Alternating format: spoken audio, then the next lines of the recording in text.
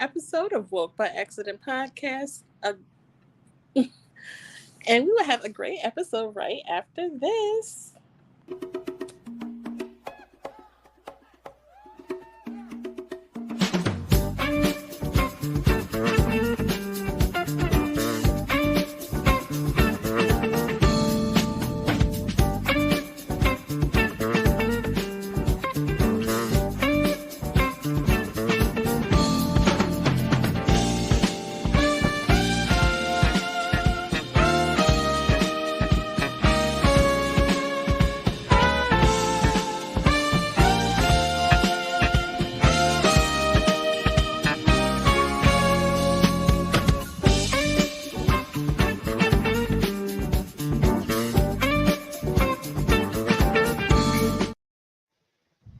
Hey guys, and welcome to another episode of Woke by Accident podcast, a weekly chat about socially conscious topics impacting the culture. Thank you for tuning in.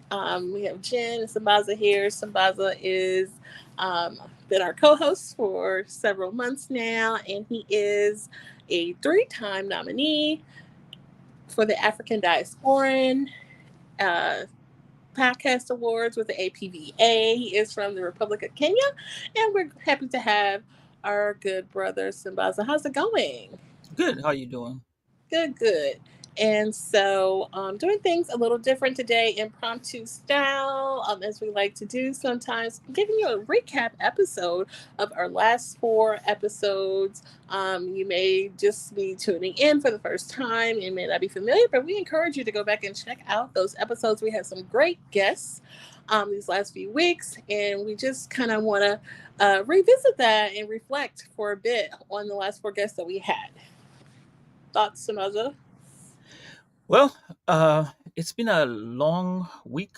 I'm happy that I just got nominated for the third time for the Diasporan Podcast of the Year, Diasporan Podcast of the Year, and people are still voting. So if you get a chance, go and vote. I have the links up there on my socials. If you go to Sambaza Podcast, you'll find them there. And I can't believe we're in August right now, and we are here doing doing a lot of things, and I'm so happy that we get to have a chance to recap at least some of the episodes that we've done so far. And yeah, it's nice to look at it that way when you look back and see how much you've done so far. For sure. I went back and checked. So this is our recap since the last recap. So these are exactly the last four since the prior recap. And please check that one out too. We really had some really great guests this year. So we were proud of what we came up with. So we encourage you to check that out. And kudos again to Sambaza for his additional nomination for the year. And we are hopeful that he will bring it home. Bring it home. So we just need people to vote. That's all. Yeah. So starting off, we're going back to the Juneteenth, episode 166 of the Juneteenth, where we had Dr. Dione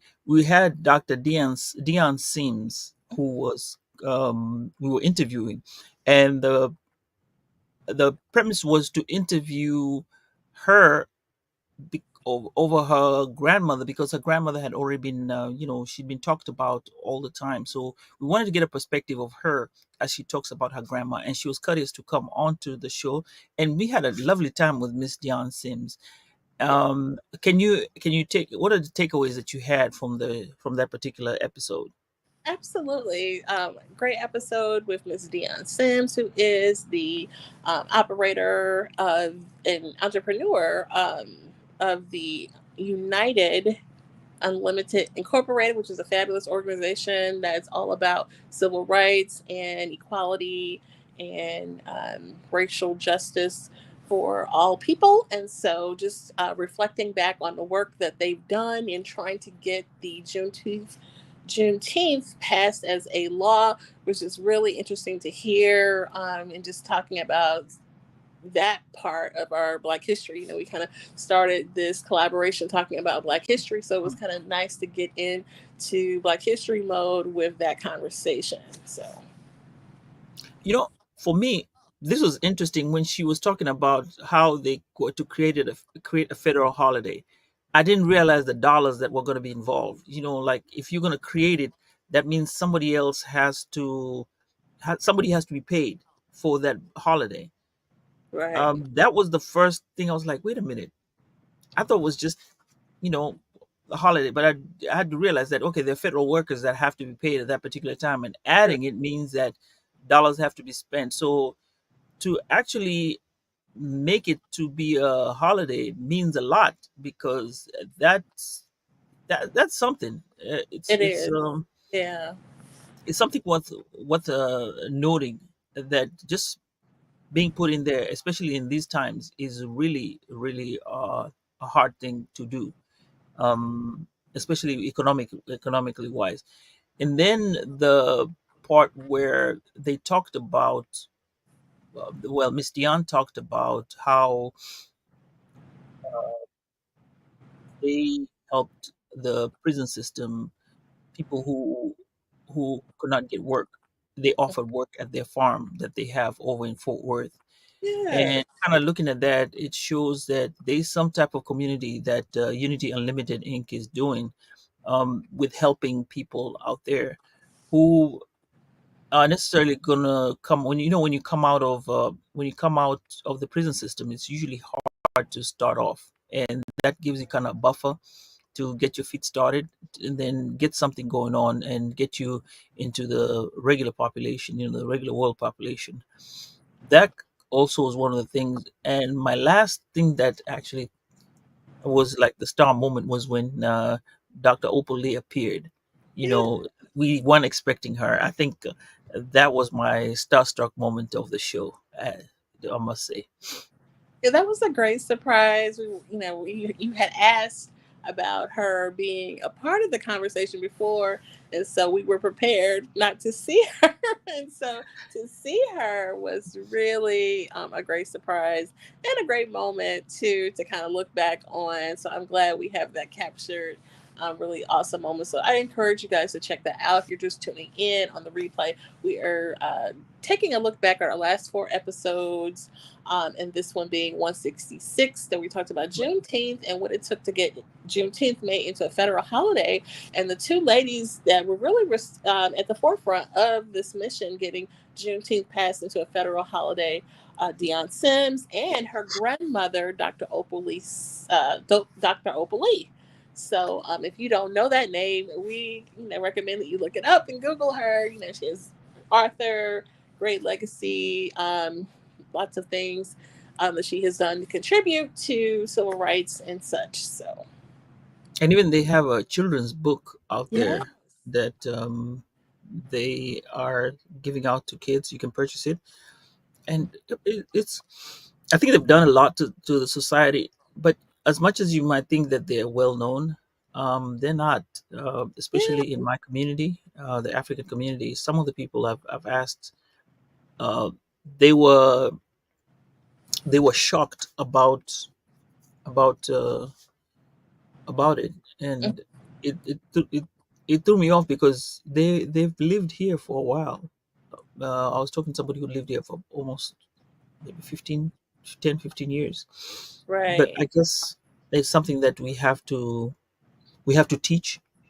I think if we get a chance, we probably have to show up in her spaces and take kids over to Fort Worth, and have them see this icon, who will we we should be grateful for making that particular holiday one that will be there, and a lasting one too. So I think that's one thing that, as a podcaster in my local area in the DFW, I think I'm going to strive for that as an African podcaster. Make sure that you know I play a part to letting people know what that holiday means and how it affects them, and who is responsible for it. Awesome. Definitely. Yeah. So the next one we were looking at was Jay DeAndre, for the who was talking about the prison system. Yes. Um, so this was kind of this. What do you take? You go first. Tell me what was your take on it when you talked about. when we talked about the prison system and how the challenges were. For sure. And so this is episode 167 with Jay DeAndre Hockley, who actually had been on the show in prior seasons twice before. And so I reached out to him, hearing him speak in a clubhouse conversation many moons ago, and just was really, drawn to the things that he was talking about abolition and his activism work and how he kind of just turned it all around after leaving, being incarcerated for over 10 years. And he's such a young person. It was just really kind of a striking story that I just wanted to hear more about. And so, I said, you know what? It's been so long that we've had that prior conversation. We've got Sambaza in the mix. Oh, am I here? There we go.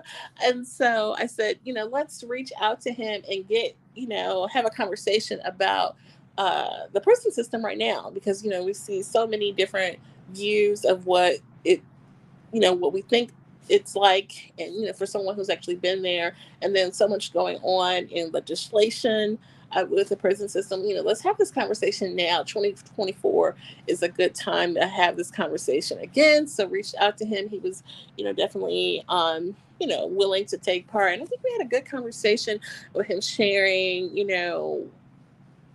making that change, turning your life around, what, and people don't really think about what it all goes into it. And so I definitely feel like these are the type of conversations that, we want to have. So I was happy to do that. I have a question though for Yeah. you.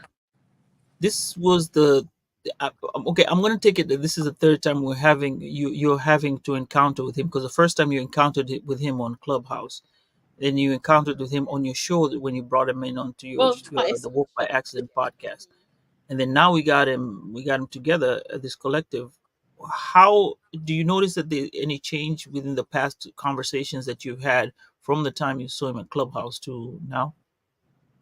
You know, not so much. I mean, I Hmm. know that he is really dedicated to the work that he's doing with the organization called Initiate Justice.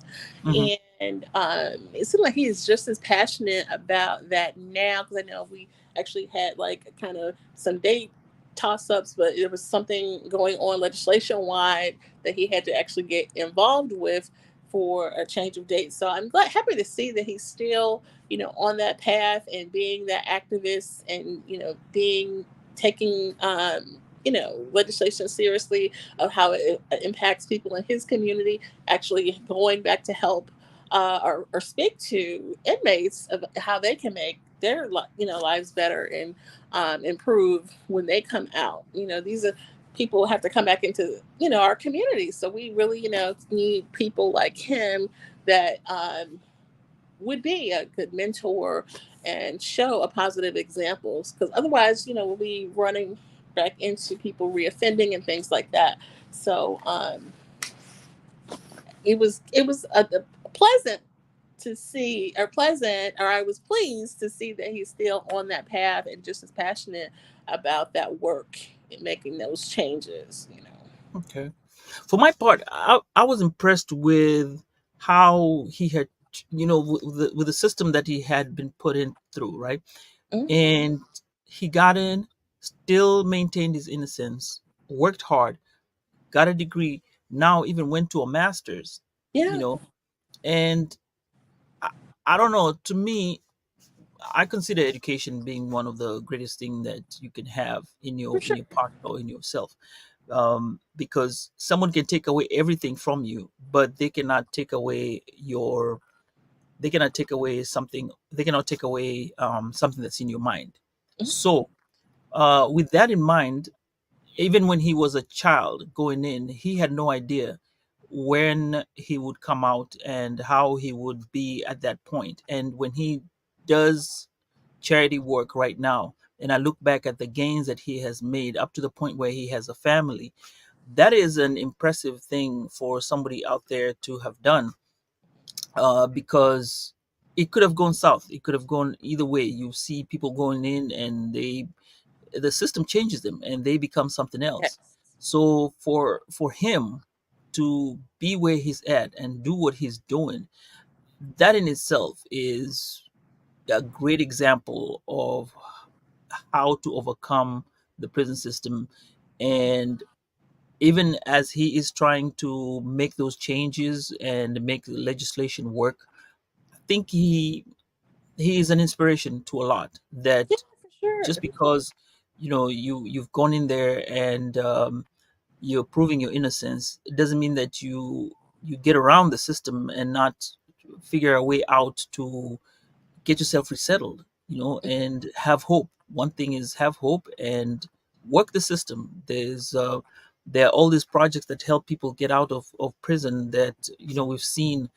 I think Dallas had the project where a lot of the people we've seen come out of the prison system because they were put in there illegally. And yeah, you just have to make sure you maintain your innocence, keep your head up, and fight for what you believe in. And sooner or later, you will get out and be a member of society. It's not easy, but you will make it. For sure, definitely. Yeah. Okay. So I think, do you think the path that he's on? Let's look at the future. He's bound to he's bound to succeed. From your end, what do you think? I'm encouraged and hopeful of that as well. I agree. Hmm. Yeah, for Hmm. sure. And then, like Okay. you said, having a supportive, family based network, friends and family that support you is crucial for your success when you're coming out of a system like that and trying to basically, restart, you know, push start again. So, and a lot of people have to do that, whether they're kind of pivoting and maybe they're entering a new job field or moving away and starting a whole new, walking away from, a bad relationship. There's a lot of restarts that people have to do in life. And so I think it was good to, just hear this type of narrative that we don't always get to hear, someone's story like that. So, Right, right, right. And that was really an eye opener for me because I'd never talked to somebody who's been in that kind of a system. I have experienced it. Have close contact with people, but not to interview them and tell me about the life that's out there. So I think to have him come out and interview, um, and kind of listen to his part and explain it was really it was a nice eye opener for yeah, me. for sure. And I'm Mhm. glad that you were here as a black man to, kind of have that conversation. And, it's different when you're, speaking with another brother. Right. So, yeah, for sure. And you see one other thing, when you look at the systems, like, okay, um and this is, I don't know, coming from my angle, when I'm in Africa, our systems are bad. Hmm. They were really bad. Now when we talk about Kenya, it's one where you were probably having a blanket, and then you had like a thin it was a thin blanket. You didn't have access to TV or newspapers or anything like that. When you went to jail, you went to the dogs. And then when we looked at when I was young and I looked at TV and I see the prison system, back and especially when they see the hip hop days and Snoop and he's on TV and they show you the jail system, and then you hear Snoop was rapping from jail, stuff like that. You know, it's a different mindset when you Hmm. look at our system. Fortunately, they have managed to the Kenyan government went and worked on it and made some changes. So at least you are humanized when you go into jail. It's not like the way it used to be, where you're treated in a manner likely to, just with human dignity. So they have good clothes, the food is better, they're taught skills that has always been there. But I think the manner in which they're being treated is better than the way it was before. It's not like the American system though, but Hmm. so like I said, it was also eye opening for me to have looked at it and say, yeah, okay, um, there's something here that I've learned as a man and as an African, African brother. For You sure, see. for sure. Yeah. That was good perspective. So, oh, you have something else to Oh, add on? yeah. Okay. So we're gonna move into the next one, the Kenyan unrest, the Gen Z movement, where we had Angie Nass and Kelvin Kibet. So Angie Nass is from Dallas, Texas. Kelvin is from DC. There, so we have different people who did the protest. Right, I was involved in the one in Dallas with Angie Nass, organized it and did the whole thing. And uh, well, Jen, all I can say is it is a topic on its own right now. We're still going to revisit it. However, what was your take on it when you listened Um, to and when we had that conversation? So I, definitely went and did a whole lot of homework because I wasn't so versed in what was going on, but I know this definitely hit home for you, as I definitely wanted to, have this conversation. And I was glad that Andy Nass and Mr. Kiebert were able to join us and share what was going on. We had two different, coasts represented, and share. This is, really, and then we also talked about, why should I care if I'm not, from Kenya. I'm just an African American living in the US. Why should I care? And we talked about the answer to that question. So we definitely encourage you to check out this episode where these two activists, one from DC, one from Dallas, and why should you care? And so I uh, was happy to have this conversation because, for one, we need to be, abreast of what's going on in the world. For two, like they shared in the episode, just that human element. People out there are suffering and enduring really horrible, um, experiences, and we all the way here can do something about it. Having these conversations, sending resources, contributing to particular causes, financially. There's just lots of different ways that you can get involved to help and be a good human. And I did enjoy the fact that you brought about that option of why should we care when Hmm. we're in the U.S. Generally, the general population, not if it's out there that doesn't affect you. Yeah, at the point it's humanity. You want to be you want everybody else in this world that we all share the same air to live happily, right? Um, Considering what was going on, it was just a terrible thing that was being experienced. And I think that at that when you look at it at that angle of humanity, it's awesome. People should care about each other.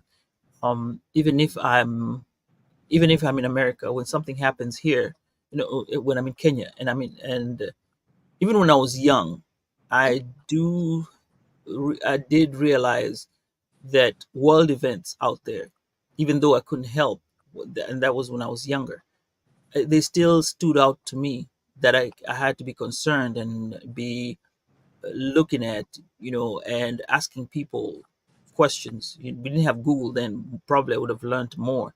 Right. But it is a way of realizing that we're in a global village. We have to care about it. Now, I'm going to go back to what's really going on with that issue. If you look at it, you only got half a little bit of it. But generally, the after what happened right now, they're re-strategizing. Okay. I'll leave this topic for us to speak on for another day, but it's a re-strategize right now. The president seemed to have gotten with the opposition party, and it now formed like, you're looking at it's the political class versus the people. Hmm. That's what it sounds like right now, because essentially, like, let me put it in an American context. There's there's a protest in the US. they say something. Then you get the Democrats and the Republicans who have been talking bad about each other come together and decide, okay, we're going to form a government. Hmm. Now, first of all, there's a reason why you're a Republican and Democrat. You don't have the same ideologies. Now, when you get together, who is going to check the other? Who's going to tell the other one you're not supposed to do this, you're not supposed to do that? So that's the situation that's come in. Now, it's unfortunate that one of the pillar stone of the movement for democracy, Mr. Raila Odinga, he's involved in it to the point where now his legacy is going to be tarnished regarding this issue. Uh, One thing that we are the the general electorate is saying is that they're trying to get themselves to get identification cards, and they'll push it to whereby come the next general election, which is in about 3 years, it's going to be a monumental change. I've been following the news a lot more, so I kind of have a pulse on what the current affairs are. Another thing is they're going through the legal options, and uh, with that, a lot of the bills that the president put on are being challenged in court, and he's lost pretty much all of them. So there's some hope there, but the whole problem that not the whole problem, the whole agenda of the fact that the political class is being threatened, Hmm. and people are now, we are more tribal. We vote on tribal lines. It's changing to where now we're seeing that, hey, no, it's not about which tribe you are from. It's about what you've done. They don't want people to be in there with tarnished images in terms of corruption, or if you have scandals, that's not going to be there. Hmm. So in short, there's going to be a change out of all this, and I'm glad that people have that option to kind of have seen a little bit of it with that particular episode that we had, and that may be a start to people thinking and looking at Kenya as as somewhere where you can actually visit once everything is it's still calm. Because I had a friend of mine who had some some relatives, not relatives, but their in-laws went to Kenya for the last month, Hmm. and they weave themselves through all that. So it's not like it's dire situations just happening in the city. But what I'm trying to say is, when things are good, it'll be much better for you to go and travel and see what Kenya has to offer. We're not all about the protest and everything else. We're much more than that. So that's what my take was on that particular show. Yeah, I had to go on a tangent on it. Some little bit. It bothers me. Oh, for sure. And I'm looking forward to, revisiting and having a follow up for so we can, kind of know, like we kind of alluded to, and we'll get more into that with a follow Mhm. up. Yeah. And then last but not least, we had episode 169 where we had Leslie Tucker. And Miss Leslie Tucker was talking about stepping out in faith. Well, so this is where she had been working for a while and decided, hey, you know what? It's time for me to get out and experience my world in entrepreneurship. And she stepped out, and everything worked right now, and she seems to be great at what she's doing. What was the unique thing about her entrepreneurship and that episode? Yes, for sure. And so, a little background, I reached out to Leslie. I came to know her as a fellow reseller on one of the particular platforms that we excuse me, that we resell on. And so some people, incorporate, shows and, kind of different things into their shows. And so she kind of just like does this motivational type of speaking into her shows. And so I just really, she stood out from everyone else, with the positivity and just like hopeful messages, and oh, if you're going through something, you could make it, or maybe you're having experience and challenges, and just sharing what she has endured, dealing with alopecia and children with special needs and things like that. And just all the things that she's overcome, and just still with a smile, even with the things that she has to go through. And it's just like, wow, it makes you just feel like thing I'm fretting over, is not really big. So anyway, she stood out. I reached out, and we kind of became, friends on the application. And I reached out to her, and she actually is a content creator in Yeah. her own right. So she was, definitely into it, and we had a good time with our conversation. So I just, people like that have positive, and I try to be that light too, and have positivity, and and hope that I stand out from the crowd with speaking life into people, and just being a ray of sunshine. I just try to be that. So Yeah, she was uh, a great talk, I might say, because she pushed the the idea of being a community. Remember when she was talking about how she started her community, slow, little bit here and there.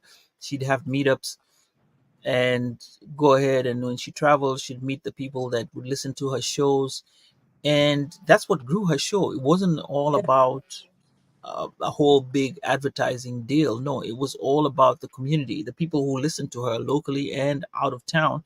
And she'd meet just one by one and keep growing and growing and growing. And right now she has a great big following. she does. Uh, and the diversity at which she has some, she's not doing one thing, she has a couple of things going on, Hmm. which to me, it's like you have a different perspective. Especially one, this is one thing I just found out. When you're working, you are assured of a paycheck at the end of the month, right? But when you are doing yourself a solo gig, or like, say for example, if you and I were just podcasting and making money out of the podcast, um, it would be up to us to make sure we have a certain amount of shows at a certain time, and it'll be much harder and easier to maintain ourselves. We choose the time we come in, and it'll be a way of kind of time management. When you want to take a vacation, you go out on a vacation and you have time on your terms, not on the terms of what you had at work when you're being employed. So self-employment has its good and its bad.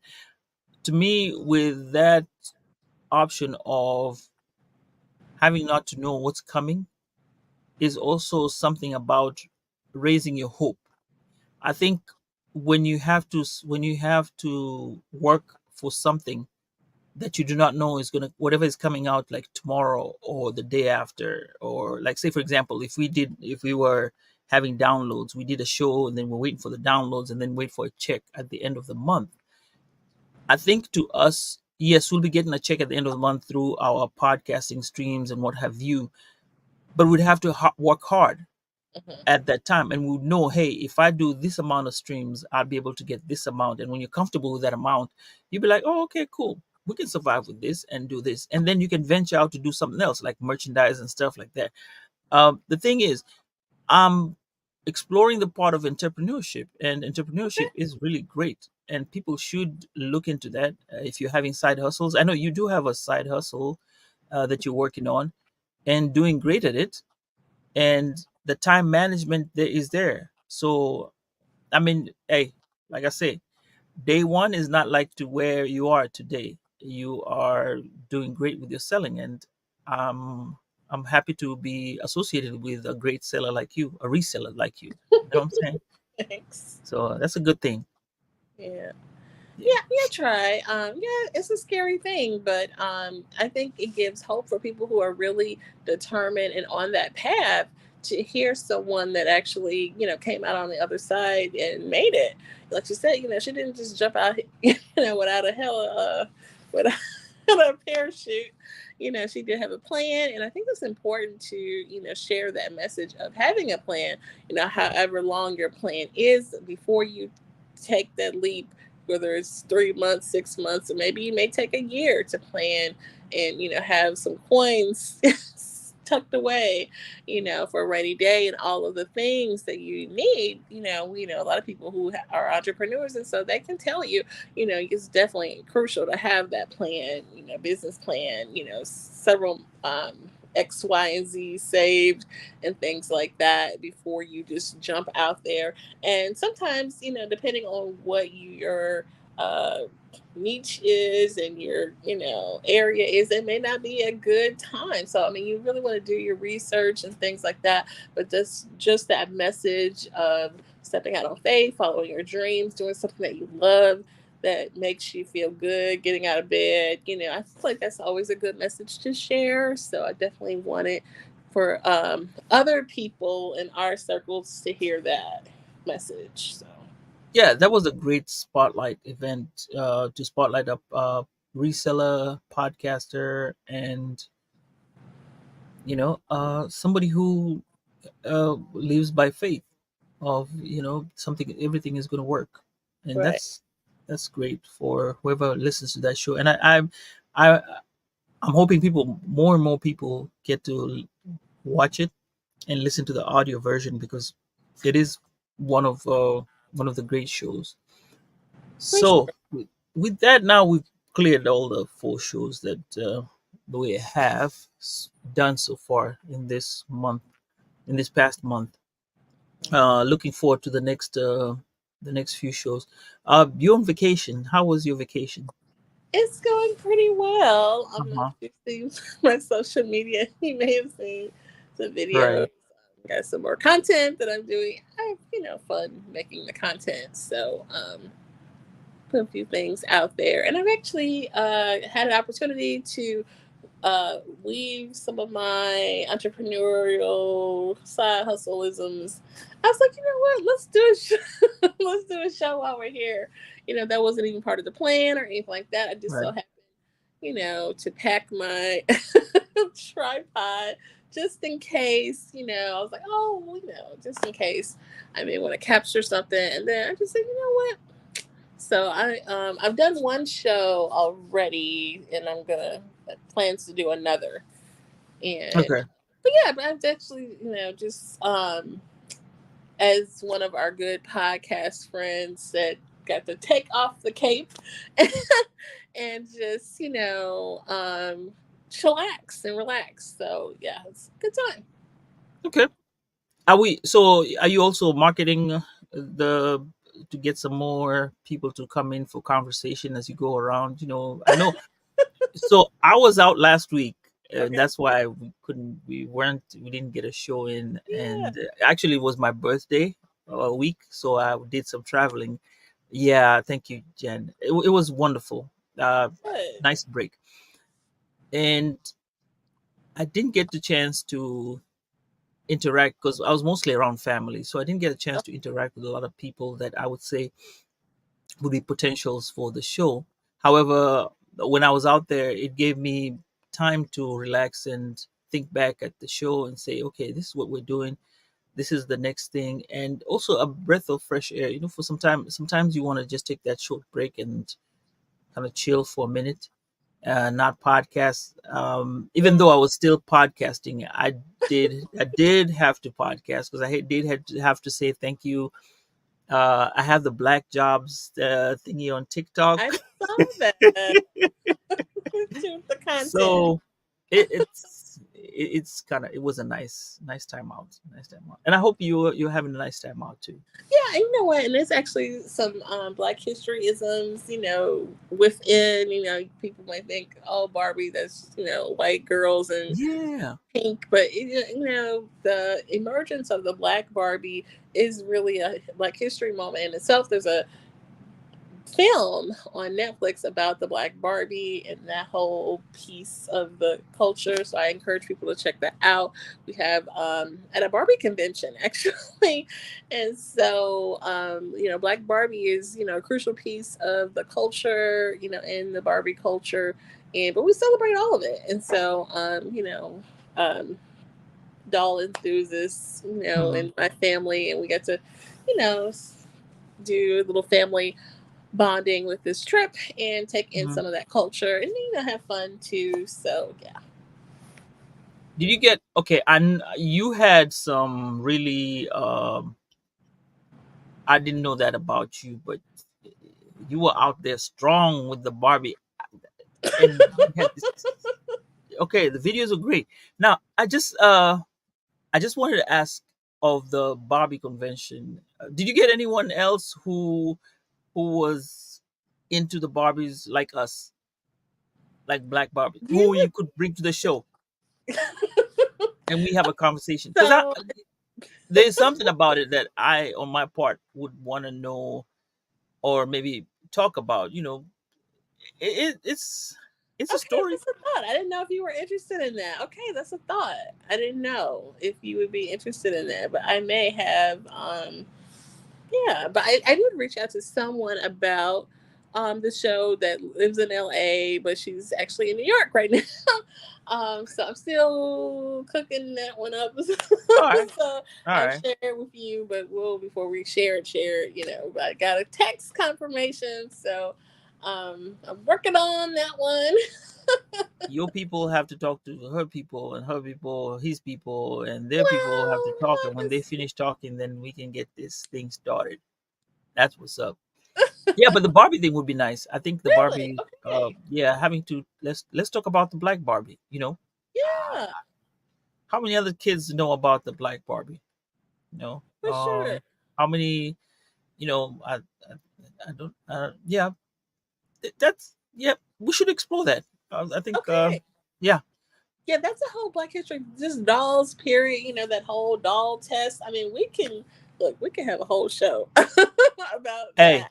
I'm game for it because I'm Okay. learning. Like I said, I'm learning, and if you're if you bring it onto the show and we talk about it, I think at the end of the day, I will be the first person touched, and when I go out and talk about it, somebody else will be able to come back onto the show and be like, okay, what's this about the Black Barbie, and kind of create a conversation out there. For sure. We'll talk. Oh, you know what? We got comments. Um, oh, we got one comment. Yeah, the Forefront Radio says Hey, Brother that's Levi. Dr. Al Pete was saying hello, and Okay. he was in here for a minute and then he stepped out. But Okay. thank you for coming on, Dr. Al Pete. And Levi. All right. So I think we with that I'll say, guys, please go back and vote, vote, vote, Oh, vote. yes. Um, we're looking forward. A few things we're looking forward to. That's the Afros and Audio Festival that's coming up. Mhm. That is going to be great this time. They've already picked up who the keynote speakers are. Mhm. Been selected.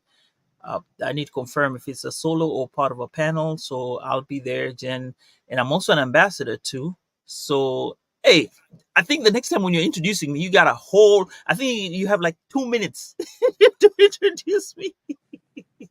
Wait, so you're This long resume, but uh, that's gonna be interesting. To be part of that, being an ambassador and speaker again, because I think I missed it last year. So okay. I'm speaking again. That and I think the Diasporan podcast of the year going on. Mhm. And also, I don't know about you. Are you going to be getting into any of the shows, nominations, awards anytime soon? So I have applied for one, Mm-hmm. the Dear Sis Mm-hmm. podcast awards, and then more than likely, since they did extend the Black Podcast Awards, that I need to clean up, and um, I'm pretty close to finishing that one up. But I think they Oh, gave that'll more be time on that one. I all think. right. Nice, nice. I'm sure you'll be nominated. You've done a good job Oh, with the podcast. I hope so. Shout outs to you. Great work. So we should be seeing you up there too. Um, and yeah, we just have to go out there and do what we do, and we're doing great, right? For For sure. And then I was just going to bring it to your attention. The next episode for the 7th is out there that you can bookmark and save and Oh join us. yeah. We have a great young lady scheduled to be with us to get into some political conversations. So that'd be great. Oh, we're into politics now because it's politics season. It is. It is. So this is going to be a good All one with right. all the things going on. Oh, yeah. It's That'll gonna, be interesting. Hey guys, you want to come listen to this show? Listen, watch this show because it's going to be great next week. I'm pretty sure when it's politics, there's a lot to be talked about. Um, One thing I think we'll when we get to it, we'll talk about it then. And yeah, I guess we're done for the day. we are, and then I will. Yeah, I just wanted to share briefly. It's all about just being a prepared, voter. Whoever you're voting for, just want you to be prepared and use your voice. Yeah, that is the message. But thank you, Sambaza, for taking the lead here today. We're on location. And I wasn't sure if this was going to work, so it did. So good to know. I'll be And excited when we do it international. When I'm on vacation, when I'm doing an international vacation, and we have to do it. That will be the one for the ages.